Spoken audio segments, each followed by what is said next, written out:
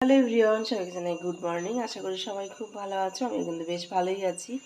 তো সকাল সকাল ঘুম থেকে উঠে ছেলেকে আগে রেডি করে দিলাম। তো আজকে হচ্ছে ইংলিশ পরীক্ষা। তো ছেলেরা সব বেরিয়ে গেল। এখন হচ্ছে আমি আমার কাজে লেগে পড়ি। সকাল হয়েছে, কাজ তো সারতেই হবে। তো চলো এক এক করে সব কাজ সেরে ফেলি। তো এখন ঘর ঝাড় দেবো। ঘর ঝাড় দিয়ে বাইরে পরিষ্কার করে যাব ছাদে জামা কাপড় মেলতে। কারণ আজকে খুব সুন্দর রোদ উঠেছে।